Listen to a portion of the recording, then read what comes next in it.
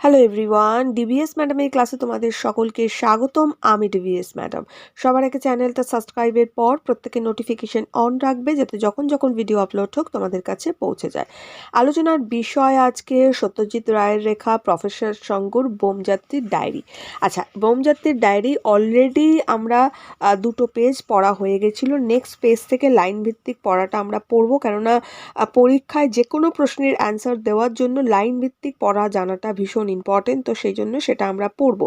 আগের পার্টেও আমি আলোচনা করেছিলাম ওই পার্টের থেকে কি কি প্রশ্ন আসতে পারে, সেটাও আমি ডিসকাশন করেছিলাম। আজকে আমরা কিন্তু নেক্সট পেজ থেকে পড়া শুরু করব এবং এই পার্ট থেকে লাইন ভিত্তিক পড়বো।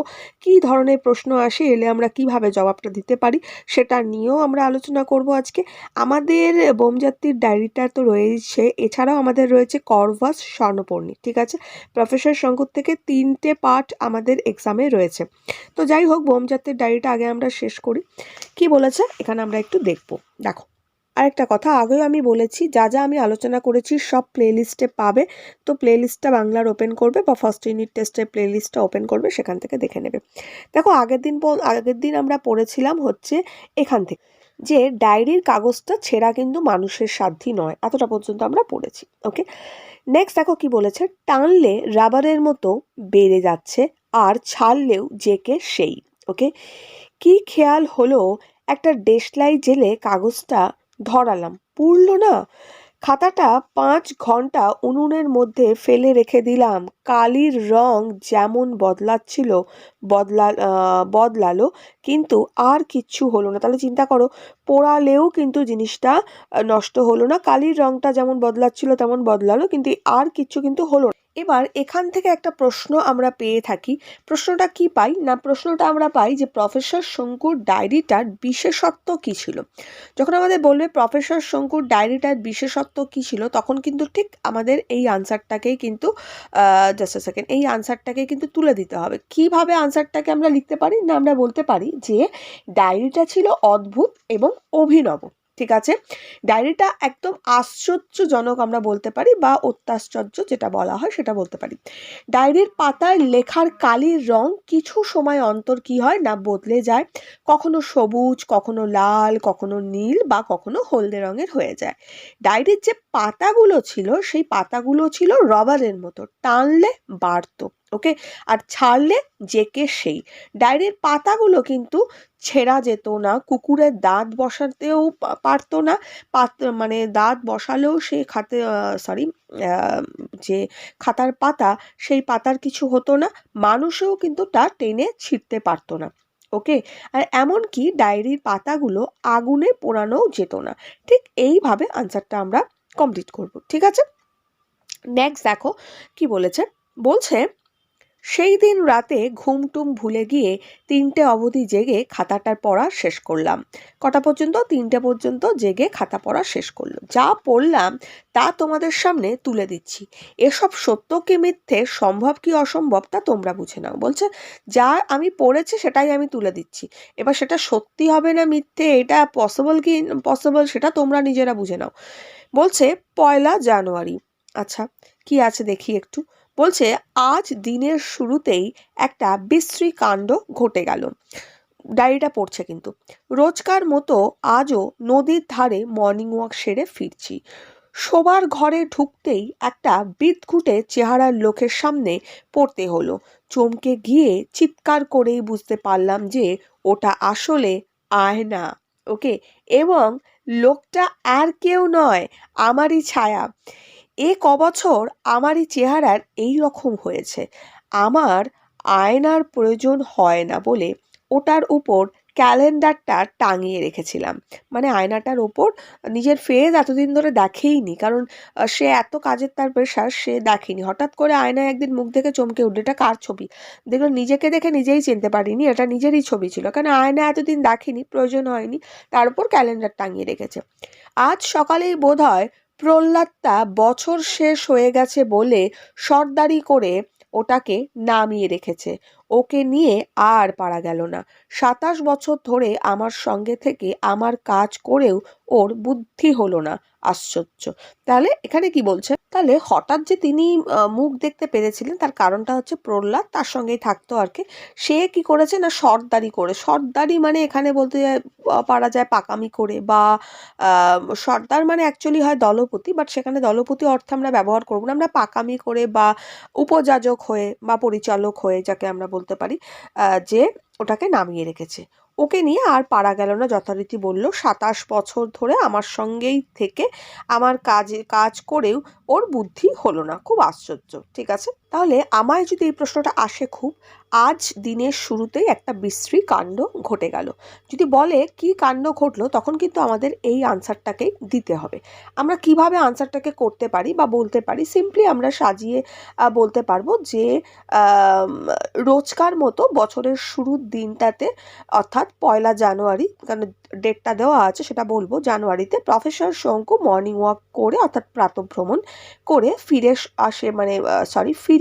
শোবার ঘরে ঢুকেই একটা বিদঘুটে চেহারার লোকের মুখোমুখি হন। চমকে গিয়ে চিৎকার করে তিনি বুঝতে পারেন যে বিদঘুটে লোকটা আর কেউই নয়, সেটা হচ্ছে আয়নায় তার নিজেরই প্রতিচ্ছবি। তো আয়নার প্রয়োজন তার হয় না বলে বিগত কয়েক বছর ধরে তিনি কি করেছেন না, নিজের চেহারা সম্পর্কে তিনি নিজেই অবগত নন, অর্থাৎ আয়নায় তিনি ক্যালেন্ডার টাঙিয়ে রেখেছেন, তো সেই জন্য নিজের চেহারা তিনি দেখেননি। আর এবার বছর শেষ হয়ে গেছে বলে তার যে সঙ্গে থাকে তার কাজের সাথী বা তার যে কাজ করে তার বাড়িতে চাকর, যাকে আমরা বলতে পারি, ওকে, তো চাকর শব্দটা আমরা ইউজ করব না, তার বাড়িতে তার সঙ্গে থাকে যে কাজের যে সাহায্যকারী, আমরা এইভাবে বলবো যে তার যে সাহায্যকারী, সে প্রহ্লাদকে সে সাহায্যকারীর নাম কি না প্রহ্লাদ, তো তার সাহায্যকারী প্রহ্লাদ আয়নার ওপর টাঙানো ক্যালেন্ডারটা সরিয়ে ফেলায় এমন বিশ্রী কাণ্ড ঘটে যায়, অর্থাৎ সে তার চেহারাটা দেখে, তখন তিনি অদ্ভুত কাণ্ড ঘটে, এটাকেই বলেছেন। ওকে, চিৎকার শুনে প্রহ্লাদ ঘরে এসে পড়েছিল। ওকে একটু শিক্ষা দেওয়া দরকার মনে করে আমার স্নাফি গান বা নস্যাস্ত্রটা একটু ওর ওপর পরীক্ষা করা গেল। স্নাফি গানটা কি? স্নাফি গান হচ্ছে প্রফেসর শঙ্কুর আবিষ্কার করা এক ধরনের অস্ত্র। এই বন্দুকটার মধ্যে কি থাকে না, এর মধ্যে নস্যি থাকে। ঠিক আছে, এই বন্দুক দিয়ে কারো যদি গোফের নিচে তাক করা যায় বা তাক করে মারলে সে ক্রমাগত হাঁচি দিতে থাকে। ঠিক আছে, তো সেটা হচ্ছে স্নাফি গান। যাই হোক, বা নস্যাস্ত্রটার ওর ওপর পরীক্ষা করা গেল। দেখলাম এর নস্যির যা তেজ, তাক করে গোফের কাছাকাছি মারতে পারলেই যথেষ্ট কাজ হয়। তাহলে কি বলছে? দেখলাম এই নস্যির যা তেজ, তাক করে গোফের কাছাকাছি মারতে পারলেই যথেষ্ট কাজ হয়। অর্থাৎ এখানে নস্যি বলতে কি বোঝানো হয়েছে? নস্যি আমরা বলতে পারি ওই নাকে প্রয়োগ করা হয় এক ধরনের তামাক পদার্থ বা তামাক চূর্ণ আমরা বলতে পারি নস্যি। আর নরশাস্ত্রটা তো তোমাদের বললামই। নরশাস্ত্র বলতে আমরা এভাবে ওটাকে হাইলাইট করতে পারি যে নশারন্ধে বা নাকে দেওয়া হয় এমন তামাক চূর্ণ যা কি করে, যা এইভাবে দেওয়া যেতে পারে, যা কারো গোফের নিচে তাক করে মারলে ক্রমাগত সে হাসতে থাকে। বাস এইভাবে আমরা একটু দিতে পারি এটা। অর্থাৎ কি, যাকে বলা হয় এক ধরনের অস্ত্রের মতো প্রয়োগ করে, নাসারন্ধে দেওয়া হয় এমন তামাক চূর্ণ যা অস্ত্রের মতো কাজ করে। ঠিক আছে, তো এটাই হলো নশাস্ত্র, সেই জন্য নশাস্ত্র বলেছে। তো এটা আমাদের হলো। এখন রাত 11টা, ওর হাঁচি এখনো থামেনি। আমার হিসাবে যদি ঠিক হয় তো 33 ঘন্টার আগে ও হাঁচি থামবে না। বলছে এখন রাত্রি 11টা বাজে, ওর হাঁচি এখনো থামেনি, আমার যা হিসাব তা 33 ঘন্টার আগে হাঁচি থামবে না। এখান থেকে খুব ইম্পর্টেন্ট একটা প্রশ্ন আসে। এখানে প্রশ্ন আসে যে স্নাফি গান বলতে কি বোঝো, বা স্নাফি গানটা কি? ওকে, এটা আসে কার উপর কিভাবে সেটি প্রথম প্রয়োগ করা হয়েছিল। সরি, তাহলে আমরা কিভাবে বলতে পারি স্নাফি গানটা কি? আমরা বলতে পারি যে স্নাফি গান বা নশাস্ত্র যেটা বলা হয় হলো প্রফেসর শঙ্কুর এক আশ্চর্যতম বা এক আশ্চর্য বৈজ্ঞানিক আবিষ্কার। মানুষকে শাস্তি দেওয়ার জন্য অভিনব এই যন্ত্রটি ব্যবহার করা হয়। ওকে, এবার আমাকে যদি বলা হয় যে আরেকটু যদি লিখতে চাও, তো আমি যেভাবে বলেছিলাম সেভাবে লিখতে পারো যে এই বন্দুকে কি থাকে না, নস্যি থাকে। এই বন্দুক দিয়ে কারোর গোফের নিচে তাক করলে বা তাক করে মারলে সে ক্রমাগত হাসতে থাকে। ওকে, এটুকু আমি বলতে পারি। এবার আমাকে কি বলেছে না, কার উপর কিভাবে সেটি প্রথম প্রয়োগ করা হয়েছিল। তা আমরা বলতে পারি প্রফেসর শঙ্কুর যে কাজের সহকারী ছিল সে প্রহ্লাদ, বা চাকর যে ছিল প্রহ্লাদের ওপর প্রথম পরীক্ষা করেন শঙ্কু এই অস্ত্রটি। বছরের প্রথম দিনে আয়নার ওপর থেকে প্রহ্লাদ ক্যালেন্ডার সরিয়ে দেওয়ায় মর্নিং ওয়াক সেরে ফিরে শঙ্কু এক বিশ্রী কাণ্ডের শিকার হয়। ফলস্বরূপ তিনি প্রহ্লাদের গোফের কাছে তাক করে মারেন এই স্নাফি গান। ওকে, এর নস্যি দিয়ে তৈরি গুলি, মানে স্নাফি গানের যে নস্যি দিয়ে তৈরি গুলি, এভাবে বলবো, মারেন কি স্নাফি গানের নস্যি দিয়ে তৈরি গুলি। নস্যির যা তেজ তাতে রাত 11টা অবধি প্রহ্লাদ হাঁচি থামে না, বা প্রহ্লাদের হাঁচি থামে না। শঙ্কুর বিশ্বাস যে 30 ঘন্টার আগে তা থামবেও না। ওকে, মানে হাঁচিটা আর থামবেও না। তো আমরা এইভাবে বললো একটা বিশ্রী কাণ্ডের শিকার হয়, এতটা পর্যন্তই বলবো, এর বেশি বলবো না, তাহলে বিশ্রী কাণ্ডটা যদি আবার লিখতে যাই বড় হয়ে যাবে। তো এতটুকু আমরা দেব। হলো। নেক্সট বলেছে এইবার যাচ্ছি পরের দিন বলছে 2রা জানুয়ারিতে এবার কি আছে, বলছে রকেটটা নিয়ে যে চিন্তাটা ছিল ক্রমেই সেটা দূর হচ্ছে। যাবার দিন যত এগিয়ে আসছে ততই মনে জোর পাচ্ছি, উৎসাহ পাচ্ছি। এখন মনে হচ্ছে যে প্রথমবারের কেলেঙ্কারিটার জন্যই একমাত্র প্রহ্লাদই দায়ী। এই লাইনটাও খুব ইম্পর্টেন্ট, পরীক্ষায় আসে। প্রতিটা লাইন কিন্তু যেগুলো বলছি পরীক্ষার জন্য খুব ইম্পর্টেন্ট। ওকে, ঘড়িটায় দম দিতে গিয়ে সে যে ভুল করে কাঁটাটাই ঘুরিয়ে ফেলেছে তা আর জানবো কি করে। 1 সেকেন্ড এদিক ওদিক হলেই এসব কাজ পণ্ড হয়ে যায়। জাস্ট আ সেকেন্ড, এসব কাজ পণ্ড হয়ে যায়। আর কাঁটা ঘোরানোর ফলে আমার হয়ে গেল প্রায় 3.5 ঘন্টা লেট। কত ঘন্টা লেট হয়ে গেছিল না, 3.5 ঘন্টা লেট হয়ে গেছিল। রকেট যে খানিকটা উঠেই গোদ খেয়ে পড়ে যাবে তাতে আর আশ্চর্য কি। রকেট পড়ায় অবিনাশবাবুর মূলোর ক্ষেত নষ্ট হওয়ার দরুন ভদ্রলোক 500 টাকা ক্ষতিপূরণ চাইছেন। একেই বলে দিনে ডাকাতি। এদিকে এত বড় একটা প্রচেষ্টা যে ব্যর্থ হয়ে গেল তার জন্য কোনো আক্ষেপ বা সহানুভূতি নেই। বলছে যে আমার ঘড়ির কাঁটাটা মানে স্লো করে দিয়েছিল প্রহ্লাদ, এর জন্য দায়ী। মানে প্রহ্লাদ ঘড়িতে দম দিতে গিয়ে ভুল করে কাঁটাটা ভুল সেট করেছে আর কি। তো সেই জন্য 3 ঘন্টা তার দেরি হয়ে গেছে। এবার 3 ঘন্টা দেরি হয় কি হয়েছে, রকেট যে ছাড়ার কথা ছিল সে খানিকটা উঠেই গোদ খেয়ে পড়ে গেছে। আর পড়বি তো পর, অবিনাশবাবুর মূলোর ক্ষেতে গিয়ে পড়েছে। তো মূলোর ক্ষেত নষ্ট হয়ে গেছে, ভদ্রলোক চটে গেছে, বলেছে 500 টাকা ক্ষতিপূরণ দিতে হবে। তো বলছে দিনে ডাকাতি করছে আর কি। বলছে এদিকে যে আমার এত বড় একটা প্রচেষ্টা ব্যর্থ হয়ে গেল তার জন্য কোনো সহানুভূতি নেই। তাহলে আমাকে যদি এখানে প্রশ্ন আসে যে এখন মনে হচ্ছে প্রথমবারের কেলেঙ্কারিটা জন্য প্রহ্লাদই দায়ী, ঠিক আছে, কোন কেলেঙ্কারির জন্য প্রহ্লাদকে কিভাবে দায়ী করা হয়েছে। তো তখন তাহলে আমরা এইভাবে আনসারটাকে করব যে প্রফেসর শঙ্কু প্রথমবার রকেট উৎক্ষেপণের সফল হয়নি, রকেটের খানিকটা উঠেই গোদ খেয়ে পড়ে যায়, যা অবিনাশবাবুর মূলোর ক্ষেতে পড়ে। এই ঘটনাটা শঙ্কুর কেলেঙ্কারি বলে মনে হয়েছে, ঠিক আছে, এটা আমরা হাইলাইট করতে পারি। এবার সরি, প্রথমবারের কেলেঙ্কারিটা ঘটেছিল প্রহ্লাদ যে রকেটের ঘড়িটায় দম দিতে গিয়ে ভুল করে কাঁটাটাই ঘুরিয়ে ফেলেছে। এবার 1 সেকেন্ড এদিক ওদিক হলেই যেটা হয় সব পণ্ড হয়ে যায়। তো সব পণ্ড হয়ে যেতে পারে আর কি, সেরকম ঘটনা ঘটে।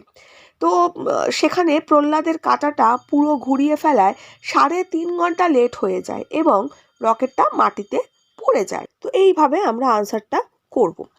নেক্সট কি বলেছে, এইসব লোককে জব্দ করার জন্য একটা নতুন কোনো অস্ত্রের কথা ভাবা দরকার। এই লাইনটাও ইম্পর্টেন্ট। ওকে, 5ই জানুয়ারি কি বলছে দেখো, বলছে লোকটা বোকা হলেও ওকে সঙ্গে নিয়ে হয়তো সুবিধা হবে। আমি মোটেই বিশ্বাস করি না যে এই ধরনের অভিযানে কেবলমাত্র বুদ্ধিমান লোকেরই প্রয়োজন। অনেক সময় যাদের বুদ্ধি কম হয় তাদের সাহস বেশি হয়, কারণ ভয় পাওয়ার কারণটা ভেবে বের করতেও তাদের সময় লাগে। ওকে, প্রহ্লাদ যে সাহসী সে বিষয়ে কোনো সন্দেহ নেই, ঠিক আছে। এটাও একটা ইম্পর্টেন্ট লাইন যে প্রহ্লাদ যে সাহসী সে বিষয়ে কোনো সন্দেহ নেই। এবার পরে প্রশ্ন আমি আলোচনা করছি। বলছে সেবার যখন কড়িকাঠ থেকে একটা টিকটিকি আমার বাইকর্নিক অ্যাসিডের শিশিটার উপর পড়ে সেটাকে উল্টে ফেলে দিল, তখন আমি সামনে দাঁড়িয়ে থেকেও কিছু করতে পারছিলাম না। স্পষ্ট দেখছি অ্যাসিডটা গড়িয়ে গড়িয়ে প্যারাডক্সাইড পাউডারের স্তূপটার দিকে চলে যাচ্ছিল। কিন্তু দুটোর কন্ট্যাক্ট হলে কি সাংঘাতিক ব্যাপার হবে তাই ভেবে আমার হাত পা অবশ হয়ে আসছে। এমন সময় প্রহ্লাদ ঢুকে কাণ্ডকারখানা দেখে এক গাল হেসে হাতের গামছাটা দিয়ে অ্যাসিডটা মুছে ফেলে। আর 5 সেকেন্ড দেরি হলেই আমি আর ল্যাবরেটরি, বিধুশেখর, প্রহ্লাদ, টিকটিকি এসব কিছুই থাকতো না। বলছে আমি আমার ল্যাবরেটরি বা বিধুশেখর বা প্রহ্লাদ বা টিকটিকি কোনো কিছুই কিন্তু থাকতো না। তাহলে বুঝতে পারলে, আমায় যদি এই প্রশ্নটা করে যে প্রহ্লাদ যে সাহসী সে বিষয়ে কোনো সন্দেহ নেই, তাহলে প্রহ্লাদের সাহসিকতার পরিচয় দাও, তখন কিন্তু আমরা এই আনসারটাকে তুলে দেবো। তো আমরা কিভাবে সাজাতে পারি? সিম্পলি বলতে পারি যে প্রফেসর শঙ্কু লক্ষ্য করেছিলেন কম বুদ্ধির প্রহ্লাদ অনেক সময় না বুঝে সাহসের পরিচয় দিয়ে ফেলেছে। একবার ল্যাবরেটরিতে একটা টিকটিকি প্রফেসর শঙ্কুর বাইকর্নিক অ্যাসিডের শিশিটার উপর পড়ে সেটাকে উল্টে দেয়। এবার অ্যাসিডটা গড়িয়ে প্যারাডক্সাইড পাউডারের স্তূপটার দিকে এগিয়ে যাচ্ছিল। দুটোর পারস্পরিক যদি সংঘর্ষ হতো তো সংঘর্ষে একটা ভীষণ বিস্ফোরণ হতে পারত। ঠিক আছে, তিনি সেটা ভেবেছিলেন, মানে প্রহ্লাদ সেটা ভাবছিলেন যে যদি প্রফেসর শঙ্কু সেটা ভাবছিলেন যে দুটো যদি একসঙ্গে মিশে যায় তো ভীষণ একটা বড় বিপদ ঘটতে পারে বা বিস্ফোরণ হতে পারে। ঠিক আছে, এই সব ভেবেই তার হাত পা ঠান্ডা হয়ে যাচ্ছিল বা অবশ হয়ে যাচ্ছিল। তখনই প্রহ্লাদ ঘরে ঢোকে এবং তিনি হাসি মুখে কিছু না চিন্তা করে বা কিছু না বুঝে হাতের গামছা দিয়ে অ্যাসিডটা মুছে ফেলে। 5 সেকেন্ডের জন্য বড় বিস্ফোরণের হাত থেকে বেঁচে যান প্রফেসর শঙ্কু। ঠিক এইভাবে আমরা আনসারটাকে সাজিয়ে দেব। ক্লিয়ার? নেক্সট, পরে আমরা যাব। তাই ভাবছি হয়তো ওকে নেওয়া ভালো, ওজনেও কুলিয়ে যাবে। প্রহ্লাদ হলো 2 মণ 7 সের, আমি 1 মণ 11 সের। তাহলে উনি হচ্ছে 1 মণ 11 সের আর প্রহ্লাদ হলো 2 মণ 7 সের। হলো বিধুশেখর 5.5 মণ, আর জিনিসপত্র সরঞ্জাম মিলিয়ে মণ 5, মানে 5 মণ আরও হবে। তাহলে তিনি হচ্ছেন 1 মণ 11 সের, প্রহ্লাদ হচ্ছে 2 মণ 7 সের, বিধুশেখর হচ্ছে 5.5 মণ, আর জিনিসপত্র মিলিয়ে 5 মণ 5 হবে। আমার রকেটে 20 মণ পর্যন্ত জিনিস নির্ভয়ে নিয়ে চলে যাওয়া যেতে পারে। তাহলে আমরা জানতে পারলাম যে প্রফেসর শঙ্কুর রকেটে কত ওজন নেওয়া যায় এবং মোট কত ওজন হয়েছিল। তাহলে প্রফেসর শঙ্কুর যে রকেট আছে তার মধ্যে মোটামুটি মোট 20 মণ ওজনের জিনিসপত্র অনায়াসে নিয়ে যাওয়া যায়। ক্লিয়ার? সেটাই আমরা পড়লাম। এবার কত মণ নেওয়া হয়েছিল না, আমরা এভাবে বলতে পারি যে রকেট ওঠার আগে শঙ্কুর হিসেব করে দেখেন যে প্রহ্লাদ 2 মণ 17 সের, সেটাই তো আমরা দেখলাম, 7 সের। ওকে, প্রহ্লাদ হচ্ছে 2 মণ 7 সের, তার মোটামুটি ওজন ছিল হচ্ছে 1 মণ 11 সের, আর বিধুশেখর হয়েছিল 5 মণ, জিনিসপত্র মিলিয়ে 5 মণ। তাহলে অন্যান্য সমস্ত জিনিসপত্র আর কি সব সরঞ্জাম মিলিয়ে 5 মণ। মোটামুটি আমরা ধরতে পারি ওই 13 মণ 38 সের মতো জিনিসপত্র সে নিতে পেরেছিল, যেখানে তার মোটামুটি সে নিতে পারবে 20 মণ পর্যন্ত। ঠিক আছে, কিন্তু সে 13 মণ পর্যন্ত নিয়েছিল, অনেকটাই জায়গা কিন্তু তার ফাঁকি ছিল। মণ মানে হচ্ছে 1 মণ সমান হয় হচ্ছে 40 সের। ওকে, তাহলে এতটা জিনিস তারা নিয়েছিল মোটামুটি আমরা ধরতে পারি। তাহলে হয়ে গেল। নেক্সট এই প্রশ্নের আনসারটা আমরা এইভাবে দেব। নেক্সট হচ্ছে, বলছে 6ই জানুয়ারি, বলছে আমার রকেটের পোশাকটার আস্তিনে কতগুলি উচ্চিংড়ে ঘুরছিল। আজ সকালে সেগুলো ঝেড়ে ঝুড়ে বার করেছি। এমন সময় অবিনাশবাবু এসে হাজির। বলল, কি মশাই, আপনি তো চাঁদপুর না মঙ্গলপুর কোথায় চললেন? আমার টাকাটার কি হলো? বলছে, আপনি তো চাঁদপুর না মঙ্গলপুর চললেন, আমার টাকাটার কি হলো? এই হলো অবিনাশবাবুর রসিকতার নমুনা। বিজ্ঞানের কথা উঠলেই ঠাট্টা আর ভাড়ামো। ভাড়ামো মানে আমরা বলতে পারি যেটাকে বলা হয় ওই যে কৌতুক বা রঙ্গ পরিহাস, ঠিক আছে? তো সেটাকেই বলা হয় ভাড়ামো। রকেটটা যখন তৈরি করছি তখন একদিন এসে বললে, আপনার এই হাওয়াইটা কালী পুজোর দিন ছাড়ুন না। হাওয়াই মানে ওই যে রকেটের মানে মানে একটা শব্দবাজি যে আকাশের দিকে শো শো করে উড়ে যায়, এরকমই আর কি। তা আপনার এই হাওয়াইটা কালী পুজোর দিন ছাড়ুন না, ছেলেরা বেশ আমোদ পাবে। এক এক সময় মনে হয় যে পৃথিবীটা গোল আর গোল, এবং সেটা যে ঘুরতে ঘুরতে সূর্যকে প্রদক্ষিণ করছে সেটাও বোধহয় অবিনাশবাবু বিশ্বাস করেন না। বলছে, এক এক সময় মনে হয় পৃথিবীটা যে গোল আর সেটা ঘুরতে ঘুরতে সূর্যকে প্রদক্ষিণ করছে, অবিনাশবাবু বিশ্বাস করেন না। যাই হোক, আমি তার ঠাট্টায় কান না দিয়ে বরং উল্টে তাকে খুব খাতির টাতির করে বসতে বললাম। তারপর প্রহ্লাদকে বললাম চা আনতে। আমি জানতাম যে অবিনাশবাবু চায়ে চিনির বদলে স্যাকারিন খান। কি খান? স্যাকারিন। আমি স্যাকারিনের বদলে ঠিক সেই রকমই দেখতে একটি বড়ি তার চায়ে ফেলে দিলাম। এই বড়ি হলো আমার নতুন অস্ত্র। তাহলে আমায় যদি প্রশ্ন আসে যে অবিনাশবাবুর রসিকতার নমুনা পাঠ্যাংশ অবলম্বনে তুলে ধরো, তখন কিন্তু এখান থেকে টুকরো টুকরো করে আমাকে তুলে ধরতে হবে। আমরা কিভাবে সেটাকে হাইলাইট করতে পারি? আমরা বলতে পারি যে বৈজ্ঞানিক আবিষ্কার সম্পর্কে বা বিজ্ঞান সম্পর্কে অবিনাশবাবুর অনীহা ছিল, ওকে, বা অবিনাশবাবুর অনীহার কথা আমরা বোমযাত্রীর ডায়েরি গল্পে পড়েছি। প্রথমবার শঙ্কুর রকেট উৎক্ষেপণ ব্যাহত হলে তিনি সহানুভূতি দেখান তো নেই, ক্ষতিপূরণ হিসাবে, কারণ মূলর খেতে পড়েছিল আর কি, ক্ষতিপূরণ হিসাবে 500 টাকা দাবি করেছিলেন। দ্বিতীয়বার শঙ্কুর রকেট অভিযানের জন্য যখন প্রস্তুত হচ্ছিল তখন অবিনাশবাবু রসিকতা করে বলেন, কি মশাই, আপনি তো চাঁদপুর নাকি মঙ্গলপুর কোথায় যাবেন, তা আমার টাকাটার কি হলো? ঠিক আছে? তো যখনই বিজ্ঞানের কথা ওঠে তখনই তার কিন্তু ঠাট্টা শুরু হয়ে যায়, বা ভাড়ামো, ঠাট্টা আর ভাড়ামো বলতে পারি, শুরু হয়ে যায়। এবার রকেট উৎক্ষেপণ প্রসঙ্গে তিনি শঙ্কুকে এটাও বলেছিলেন যে আপনার এই হাওয়াইটা কালী পুজোর দিন ছাড়ুন না, ছেলেরা দেখে বেশ আনন্দ পাবে বা আমোদ পাবে। তো এইভাবে আমরা কথাটাকে হাইলাইট করব। যাই হোক, আজকে আমরা এতটুকু পর্যন্তই পড়লাম। এখান থেকে অনেকগুলো প্রশ্ন আমরা পেলাম, নতুন অস্ত্র পর্যন্ত পড়লাম, মানে 4 পাতা পর্যন্ত পড়া হলো। এখান থেকে অনেকগুলো প্রশ্ন আমরা পেয়েছি। প্রশ্নগুলো ভালো করে রেডি করো, নেক্সট ডে আমরা এর পরের পেজ থেকে পড়বো। এখনের জন্য এটুকু। বন্ধুদের সঙ্গে শেয়ার করো, লাইক করো। খুব ভালো থাকো।